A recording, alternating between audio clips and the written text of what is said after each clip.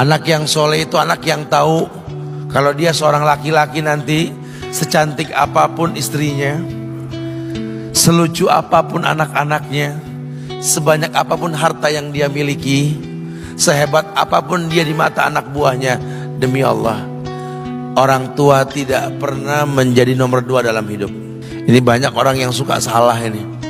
Cuma gara-gara dunia, orang tua panjang mata menanti kedatangan anak. Jangan ya, jangan. Anak yang soleh tahu sekali, sampai kapanpun ibumu, ayahmu, sampai kapanpun. Dunia nggak membuat dia lupa ada berkah keramat dunia hidup di atas muka bumi ini. Dia nggak repot datang ke makam-makam para wali. Orang tua nomor 1 yang dia temui. Ini orang hebat. Ini banyak di antara kita, makam-makam didatengin, di mana saja didatengin, ngalap berkah. Orang tua panjang mata, berlinang air mata menanti, mana anakku? Mana pohon yang pernah kutanam? Mana pohon yang pernah kurawat? Kudengar dia sudah mulai berbuah, ingin kurasakan buahnya. Berani mengeluarkan dana jutaan untuk hal-hal yang gak disyariatkan. Ini orang tua panjang mata. Rela ndak rela, orang tua kita akan mendengar dan melihat. Ma, aku pengen nikah, aku pengen berkeluarga, Ma. Ya orang tua ya seneng lah. Cuma kalau inget metik buahnya belum terasa, ya ada perasaan kayak gimana gitu loh. Karena dia tahu setelah ini dia akan menikah. Bahwa anak orang ada kehidupan yang berbeda yang bakal dia rasa. Orang tua makin hari makin rentan, bukan makin seger. Yang perempuan dibawa orang, ya Allah. Baru kemarin perasaan mainin poni, ini anak perempuan kita, betul. Baru kemarin mainin kepangan rambutnya, ya Allah. Ya Allah, baru kemarin perasaan saya titah dia, titah, ya Allah. Belajar jalan, bisa berlari bawa sesuatu, coret-coret tembok, aduh Masya Allah. Sekarang udah gede, dibawa orang, ya Allah, Masya Allah. Yang laki dekat sama mamahnya. Baru kemarin tangan mungilnya kita tuntun, kalau kelepas dia nangis, betul. Sekarang tangannya keker besar, tangan ibunya keriput, betul. Mau nangkep tangan anak pun sudah mulai susah. Membawa anak orang datang dengan gagah, cium tangan, cipika-cipiki, udah. Ma, kita jalan dulu, Ma ya. Udah Mama, udah. Digandeng tangan kekasihnya, dirangkul pundaknya. Ini anak laki ndak tahu ibunya kayak diiris-iris jantungnya. Dia lihat tangannya yang keriput, ya Allah.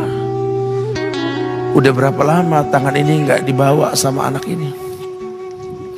Udah berapa lama tangan ini nggak digandeng sama anak saya?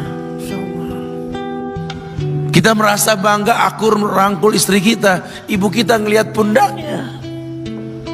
Udah berapa lama pundak ini nggak dirangkul seperti itu, ya Allah.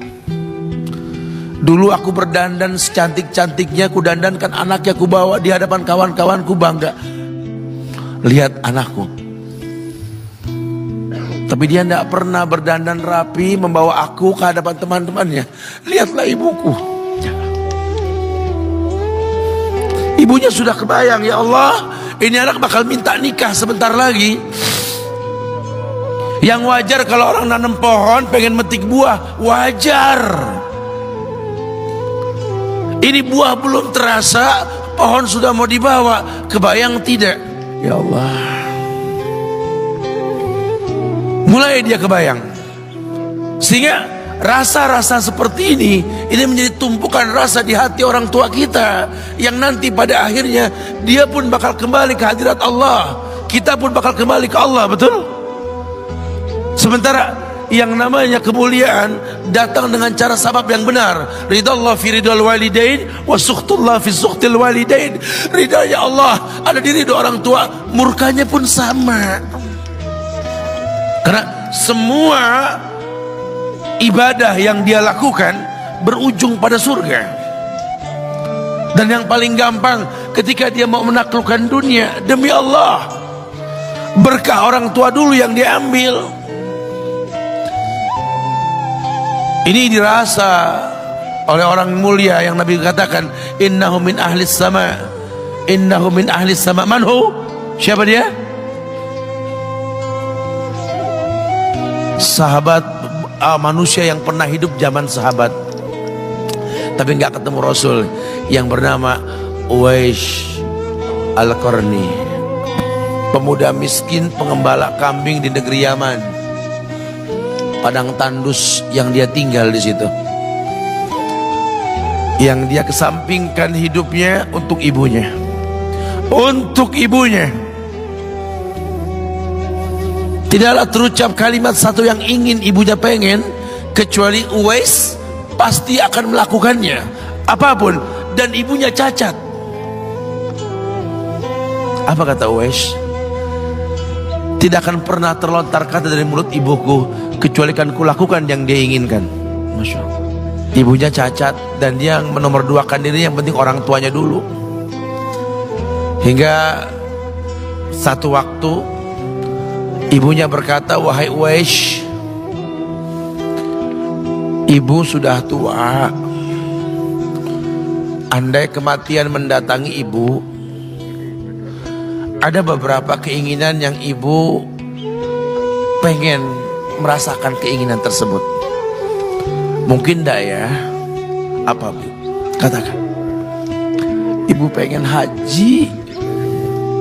Bengong, wes, ya Allah Bu, ini Yaman, Hadramaut, yang sekarang saja pesawat itu bisa 3 jam menuju Saudi itu.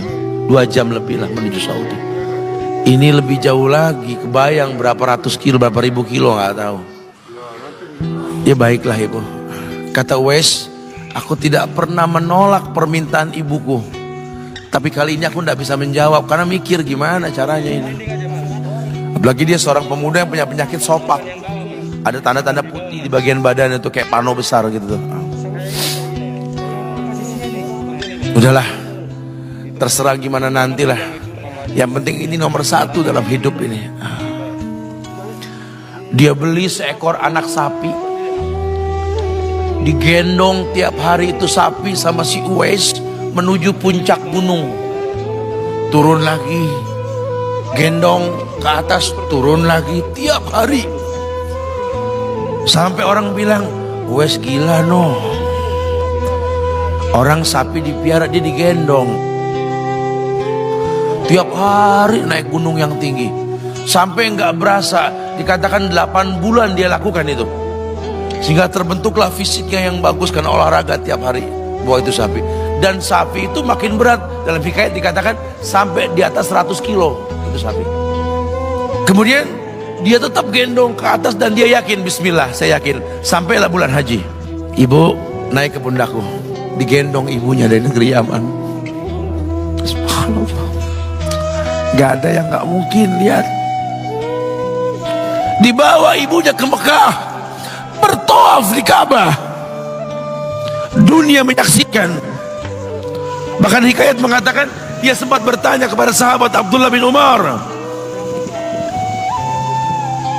aku telah menggendong ibuku dari negeri Yaman menuju Mekah, bertawaf di Ka'bah ini, sudahkah aku membayar jasa ibuku?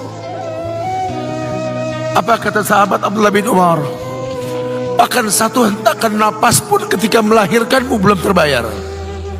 Bahkan satu hentakan napas pun ketika melahirkanmu belum terbayar. Dia selesaikan tawafnya, dia selesaikan tawafnya. Selesai tawaf, dibawa ibunya ke makom Ibrahim untuk sholat 2 rakaat. Selesai sholat, dia angkat tangan, dia berdoa kepada Allah, ya Allah, ampunkanlah ibuku ya Allah. Ampunkan ibuku ya Allah.